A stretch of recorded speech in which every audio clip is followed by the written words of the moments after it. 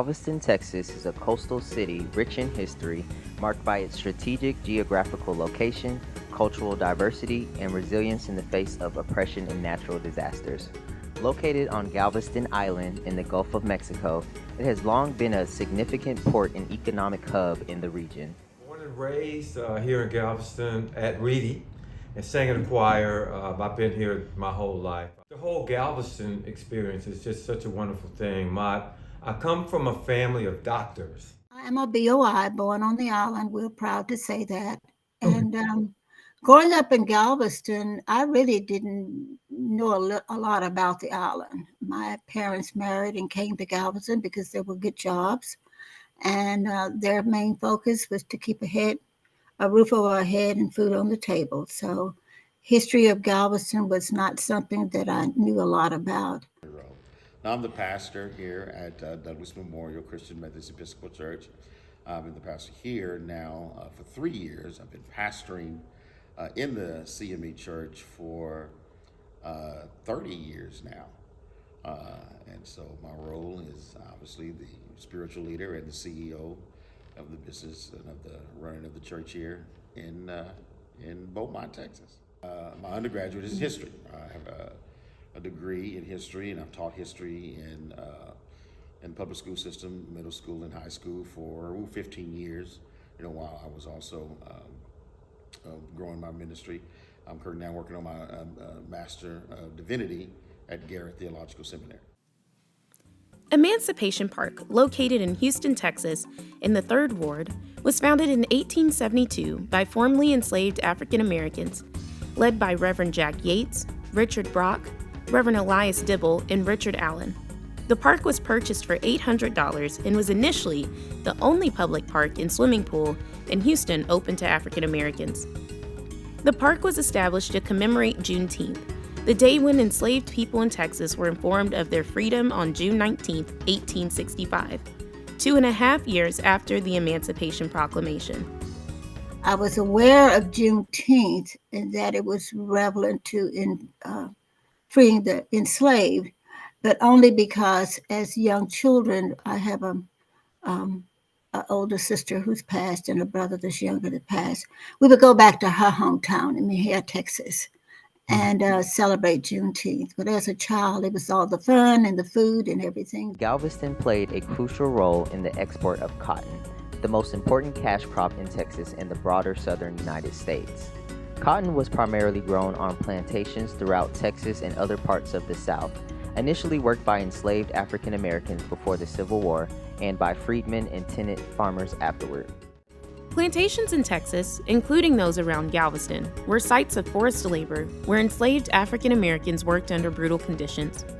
The economic and social structures of these plantations were built on the exploitation of enslaved people, making them central to understanding the context of slavery in Texas. Plantations in Texas were among the last places in the United States to hear of the Emancipation Proclamation, which had been issued 2.5 years earlier on January 1, 1863. The delay was due to the minimal Union presence in Texas, allowing the institution of slavery to persist longer than in other Confederate states. That most Texans know about, we call Juneteenth. On June 19th, 1865 is when the enslaved Africans in Texas actually found out that they had been freed on January 1st, 1863, when President Abraham Lincoln read the Emancipation Proclamation on January 1st, 1863, basically freeing all of the slaves in the South. Well, that information did not get to the enslaved in Texas until for another 2 years. Partly or largely because of the lack of communication and the swiftness of communication during the time period, and also the slave owners who were aware of it were just not motivated or quick to let their slaves know that they've been freed. They still wanted to get some labor out of them. But it took 2 years for that proclamation to be read to the enslaved in Texas. And so they were continued to work on the plantation, continued to live, be treated as slaves for those 2 years. And you mentioned even beyond that, there are reports and that there were some that even remained enslaved for up to 6 or 7 years after that. Again, dissemination of information, difficult, not as swift as we understand it to be now. But then also you have the people, the white slave owners and white business owners who are in power, just not really motivated to let these individuals know that they're free. And then the question may ask, well, aren't those people, who's there to enforce this? Well, the Union Army just didn't have a presence in Texas as it did in much of the South. The South, the Union Army had basically invaded the South in Georgia and Mississippi, and even Alabama, and basically taking control, and the Union soldiers were there to enforce the federal mandates. Well, not so much in Texas. And so with the lack of presence of Union soldiers, there's no one to enforce this proclamation, even once it was read and was given. During the American Civil War, Galveston was a vital Confederate port. The city witnessed several significant battles, including the Battle of Galveston in 1863, where Confederate forces recaptured the island from Union troops.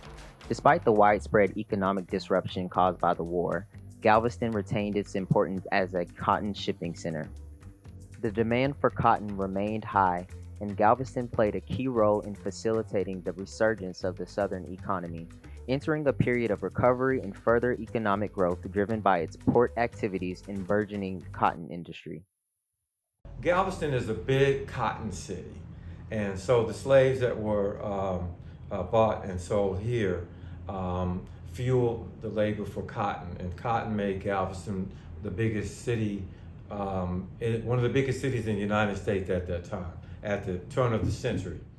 While the announcement of emancipation brought immediate changes to the lives of many enslaved people, others continued working on plantations under exploitative conditions even after General Order No. 3. Many freedmen were coerced into labor contracts that closely resembled slavery, with unfair wages and harsh treatment, highlighting the ongoing struggle for true freedom and equality. Galveston is a very unique city, and there have been so many things. You probably have read about all of Galveston's the first churches, Methodist, Baptist, Episcopalian, so on. And these things were done prior to 1865.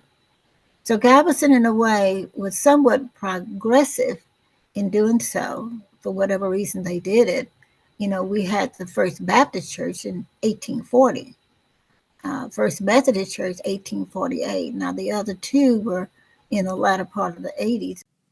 Reedy Chapel AME Church is one of the oldest African American churches in Texas, founded in 1848.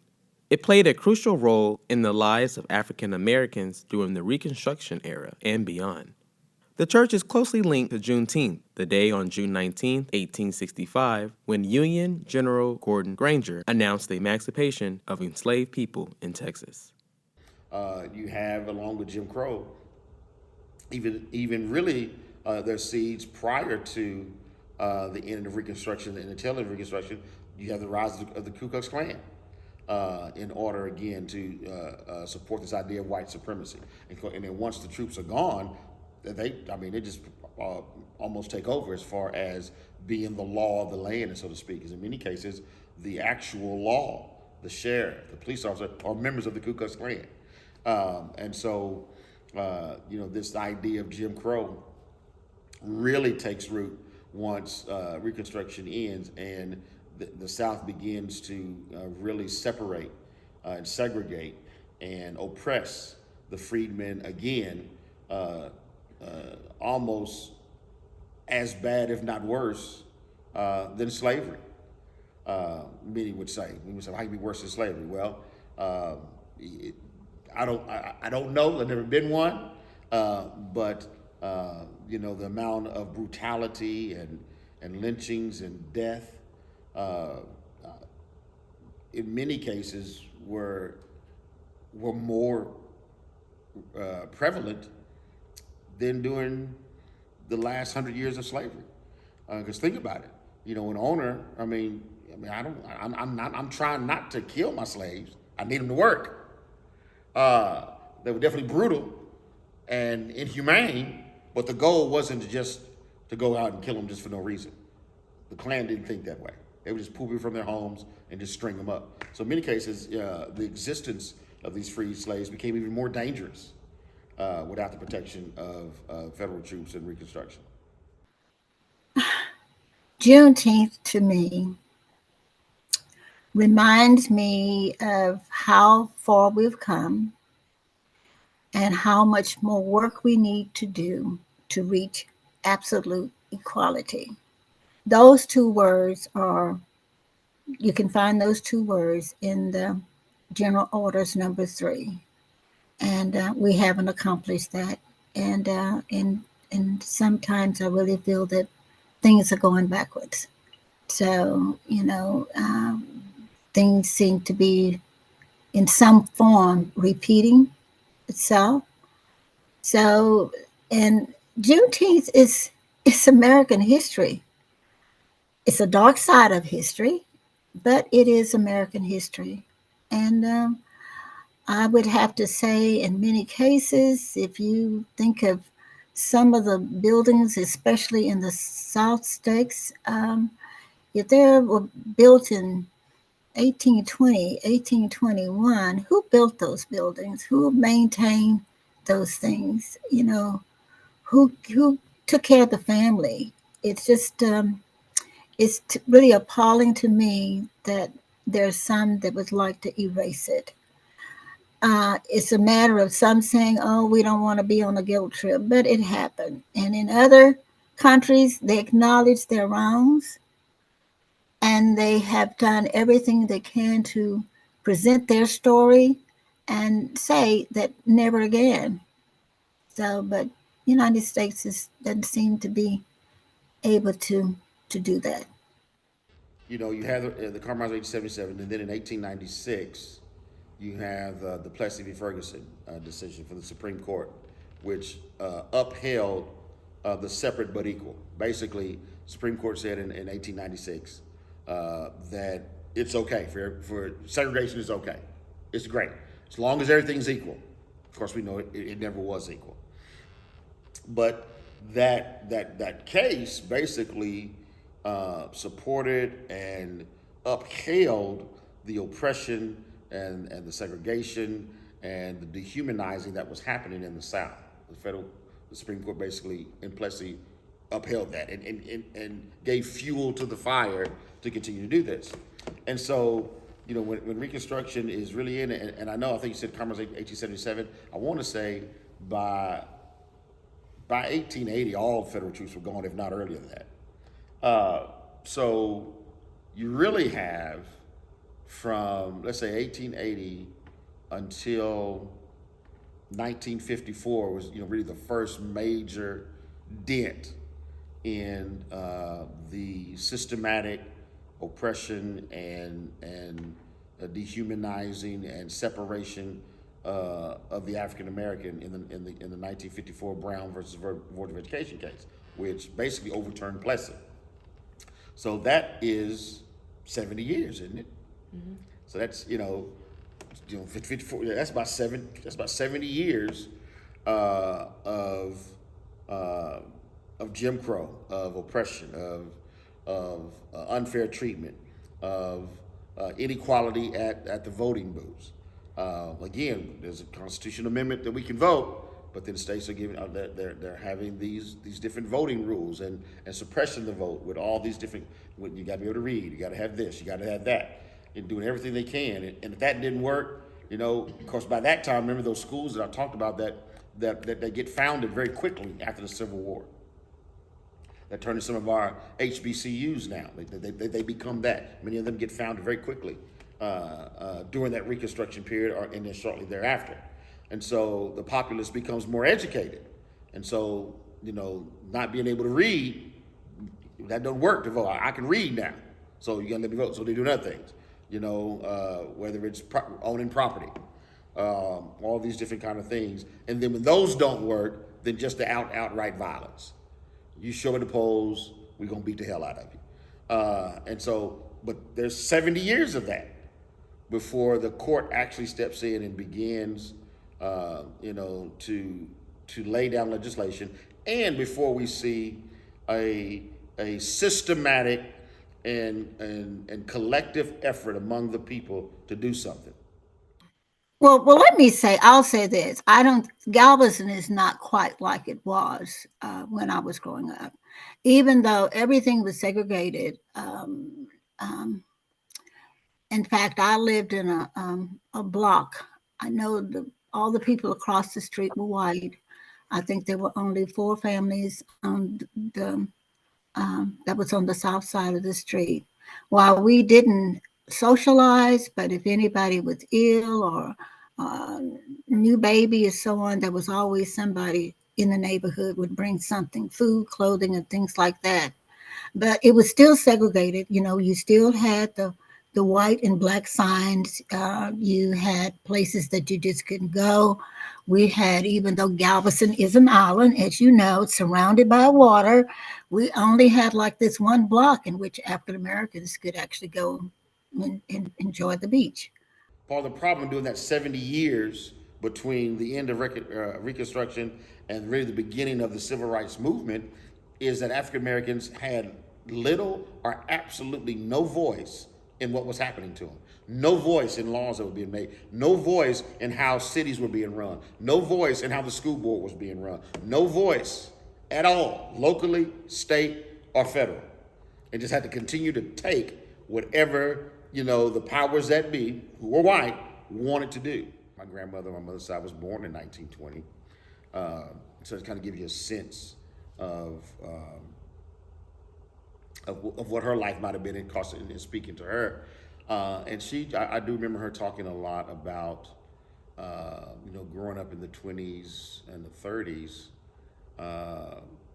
and maybe even some in the 40s, I don't remember.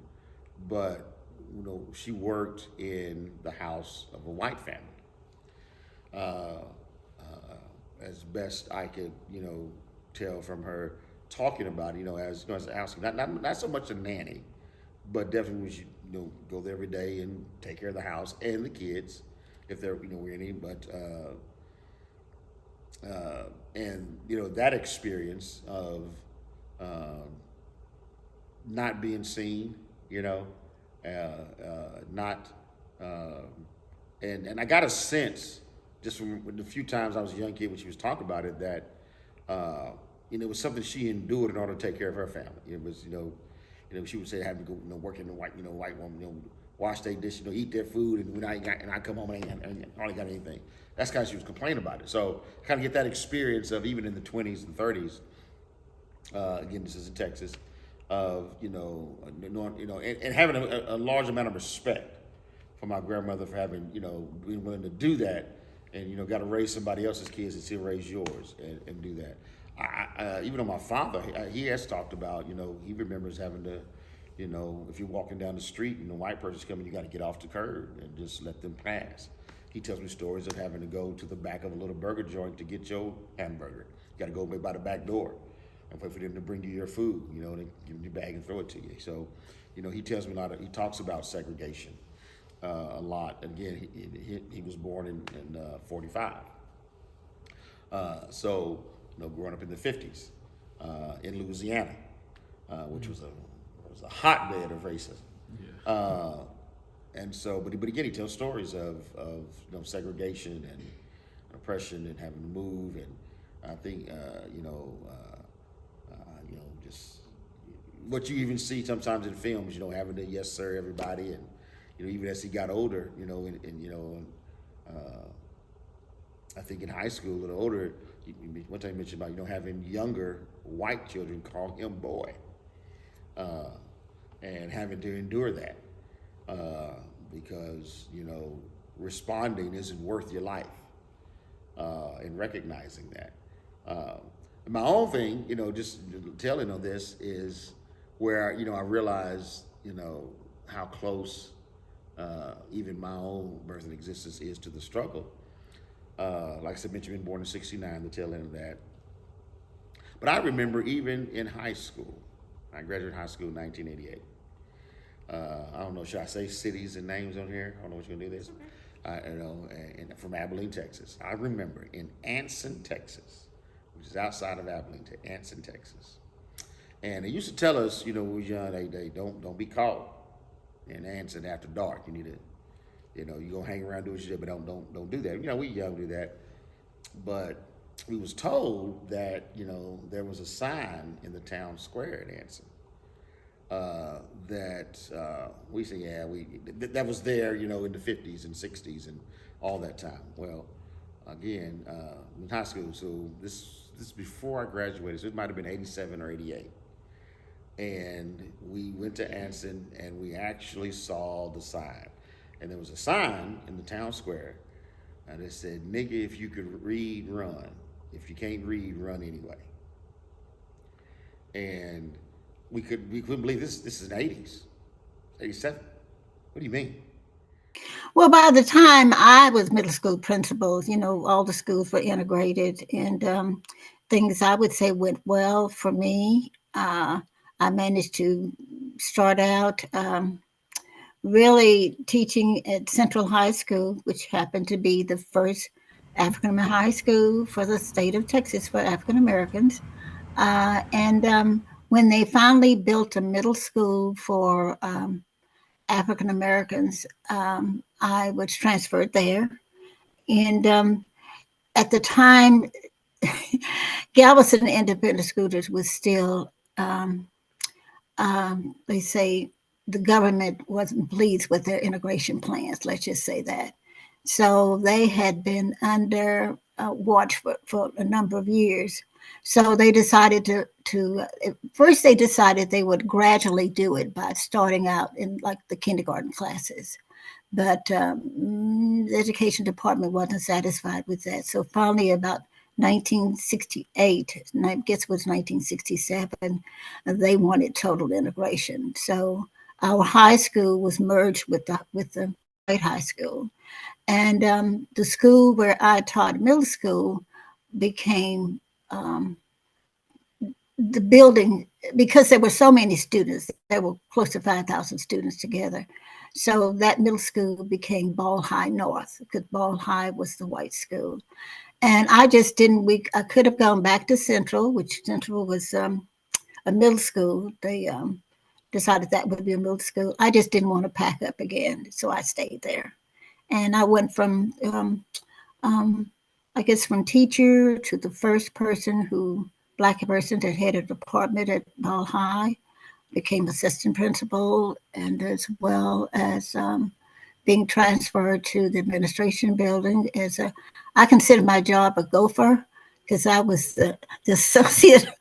I was just assistant superintendent, because we had a new superintendent and he would put quite a bit on him. So he selected me to be his assistant, and I had some really neat experiences traveling with him, because sometimes I had to sit in on a conference while he was speaking to a teacher who, let's say, made a few errors, and sometimes it was very uncomfortable to do so, but and that's kind of the way it went on. And then I became principal of middle school. So I was teaching at the time before they integrated completely in Galveston. Wow. Yeah, because see, I was raised during the Jim Crow era, born and raised during the Jim Crow era. And I attended all, segregated schools. And in 1968, I was actually at Sam Houston Junior High when the district decided how they would do this. And so they merged the two high schools. So I was there during the time of the merger. Yeah. Wow. And I would have to say, in Galveston, it went well compared to other southern cities. We did have a sit-in, but it didn't last that long.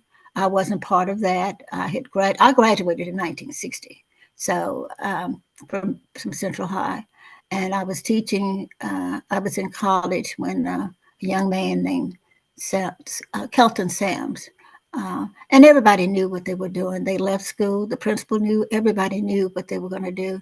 And it only lasted a few days because we had three, I know at least three very prominent, well-respected African Americans in Galveston.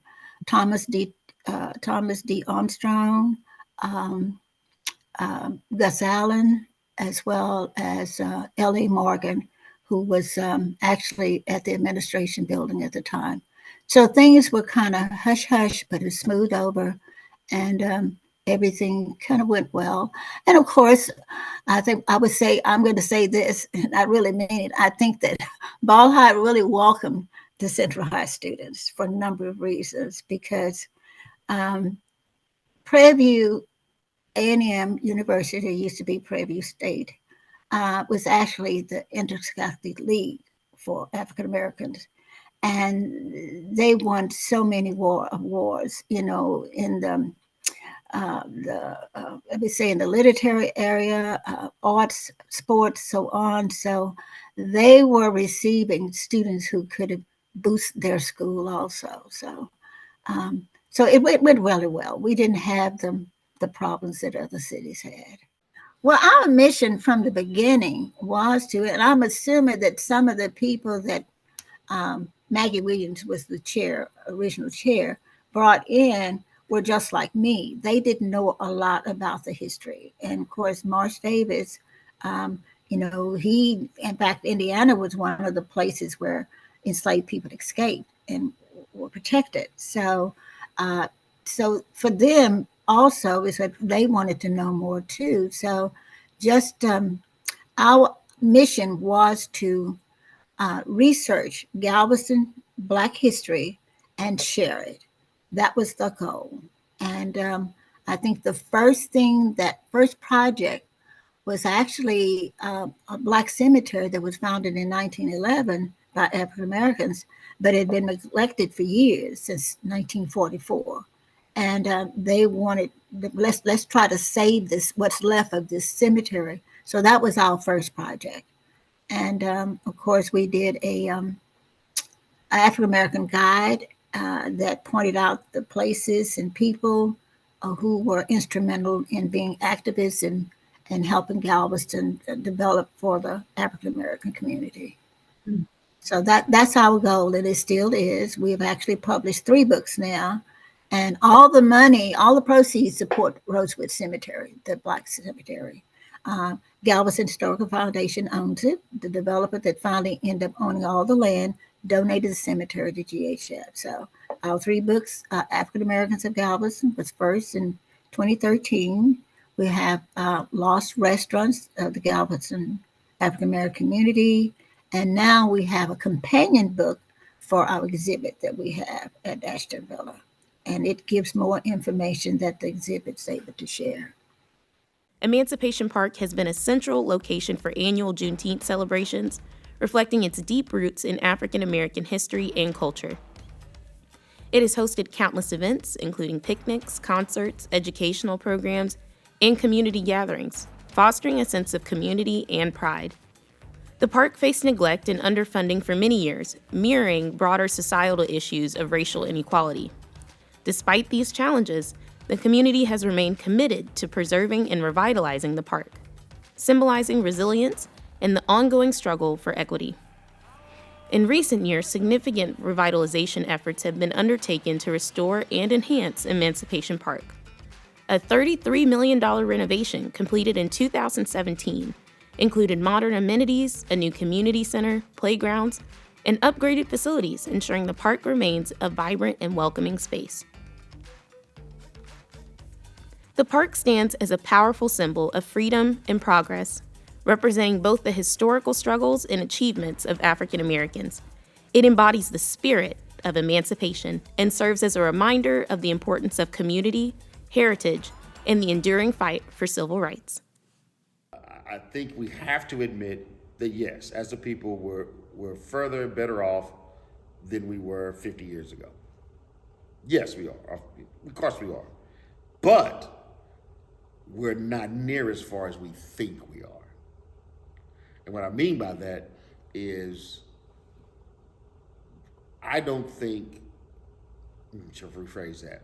I think there have been times where we have, as we're saying, I'm talking about African Americans, we have been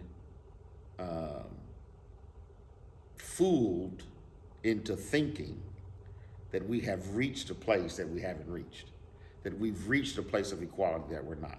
We've reached a place of respect from the other side that we haven't yet. We've been fooled into thinking that because, perhaps we have made a stride in one area, or our concession has been given, or an injustice has been dealt with. And so therefore we think we've arrived. And really, no, it's just one leg on the journey. We haven't arrived. And sometimes we get lulled to sleep.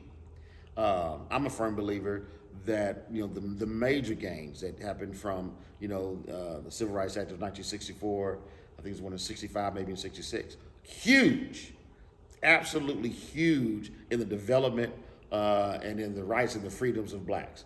But then we got complacent.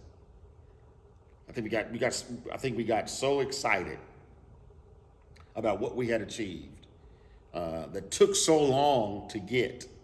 And we achieved these civil rights acts, we achieved these things, and then we've done it. And just kind of enjoyed those things. And then over the next 20, 30 years, slowly, they just slowly got chipped away at. And we didn't continue to, because those acts didn't necessarily even the playing field.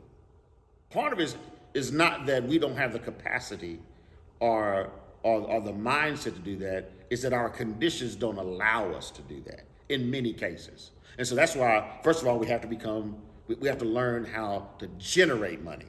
When you create generational wealth, you give opportunities and access, and in many cases power, to not just the now, but to the future. The transformation of these sites from places of enslavement to symbols of liberation is central to the narrative of Juneteenth. So Juneteenth to me means just, it's a word that I treasure. I treasure Galveston, having so much history. But it's something that, we should celebrate year round. And we just need to keep working. Yes, immerse yourself in all things Juneteenth. A couple of years ago, Juneteenth became a national holiday. That was really big. And so there's just so many activities that are going on, everything from lectures to gospel concerts to you name it. And it's all coming up. I don't have the website, but if you Google Galveston Juneteenth, it'll give you all the activities that you want to check out.